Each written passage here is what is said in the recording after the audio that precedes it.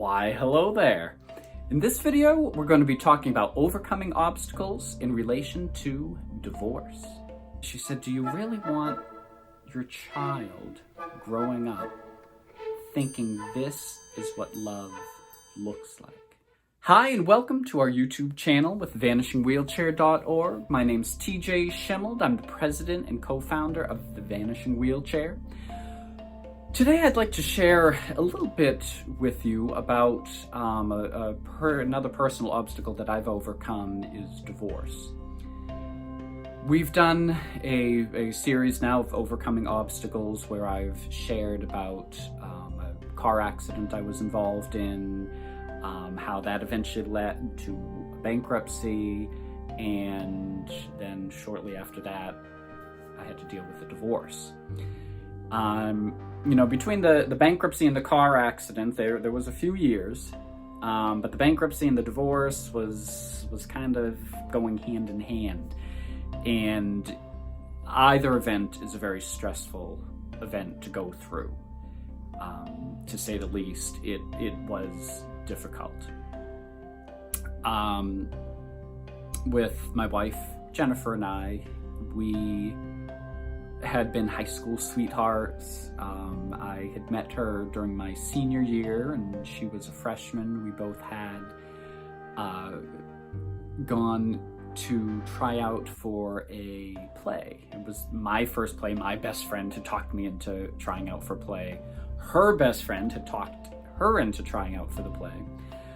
So we met on stage. I am a magician and all that, so it was kind of good. It was The Mouse That Roared was the name of the play. I played Professor Kokins, who invents this bomb type thing.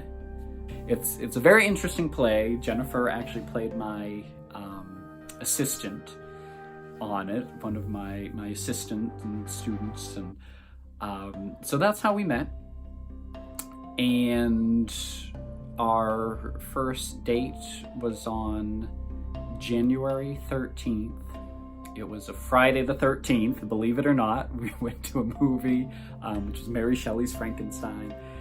And, we got along. I, had an attraction to Jennifer because she was sort of the opposite of what I was.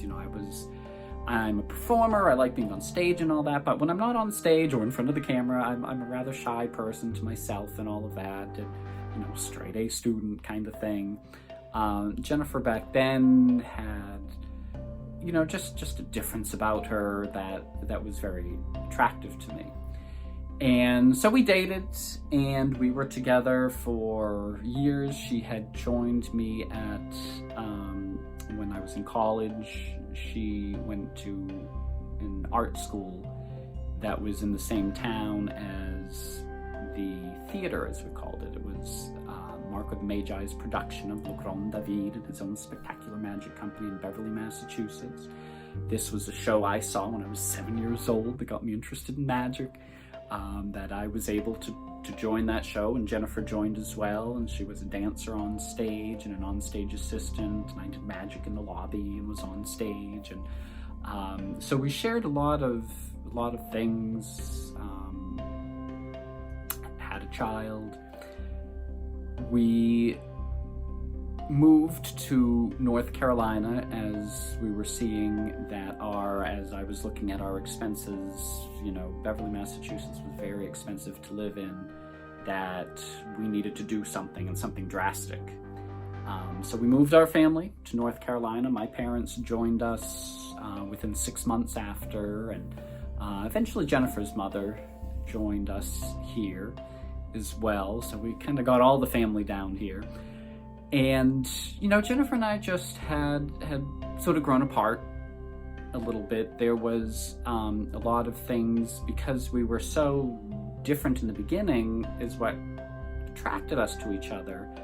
And we realized, we started out as friends, and we realized we probably should have stayed that way. And I'm very thankful we did get together, because our child appeared in the world. That is what I live for. That's why I do what I do.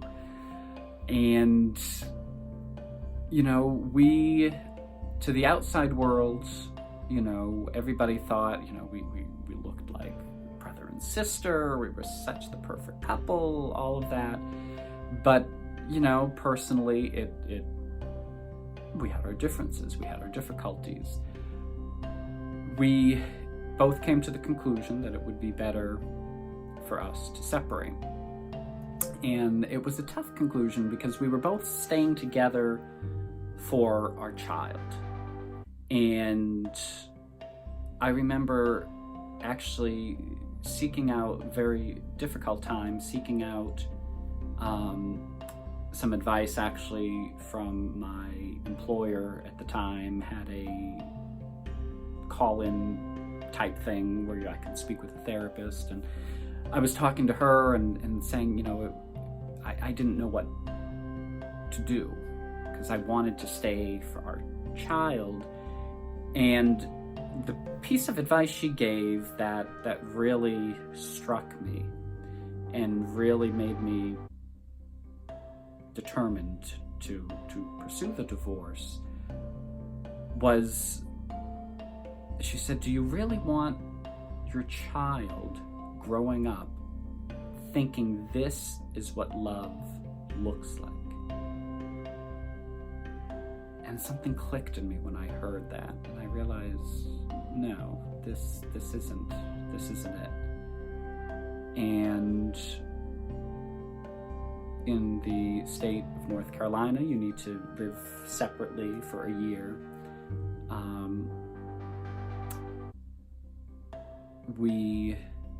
Jennifer had moved out. There was nothing she wanted. We did everything without lawyers involved. We divided up our financial situation and all of that because we realized that we were doing this for us, but also for the family, because we realized we worked much better as friends.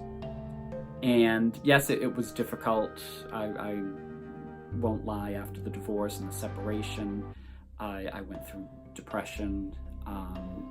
Again, a therapist I started seeing that would help me through this, and another therapist I was talking to online, and again gave me that wonderful advice that you need to give yourself permission that it's okay to admit that you're feeling sad, that you're feeling depressed, and maybe a medication could help.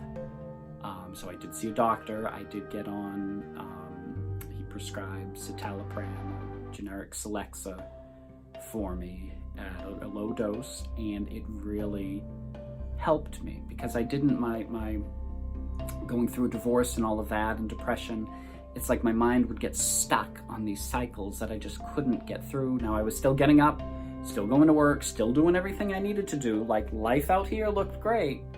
But when I came home and didn't have my child there and didn't have my wife there, I felt like there was no future. You know, all those pictures of a future I had was gone. And so it took some time to figure out what that future was going to look like. We divided our time. We co-parent our child,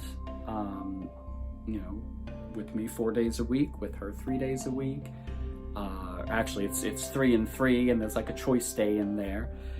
And we still got together for holidays and Thanksgiving and Christmas, and she's wonderful friends with my parents and I'm friends with hers, and so we did this in such a way that we realized what was best for us and our child is working together and not butting heads and working against each other. And yeah, we had our fights and our disagreements and all of that, but we kept our eye on the bigger picture. That yes, it was about us, but it was also about our child and what was best to continue that. So co-parenting was what we decided, living in the same town, being able to kind of coordinate our lives with each other. And we are so much happier now than we were, and so much friendlier now than we were, and still talking on the phone and sharing things. So, you know, once again, overcoming obstacles, that there is that wonderful advice: just hold on till the scenery changes, because the scenery will change. And when you're in the midst of that obstacle, that struggle, you feel like you're butting heads up against something, you know that eventually that's going to dissolve and allow you through. So hold on until the scenery changes. Join us on our journey, your journey, my journey. Subscribe to Vanishing Wheelchair here. See us online at thevanishingwheelchair.org and join our Facebook group. We'll see you on the next journey.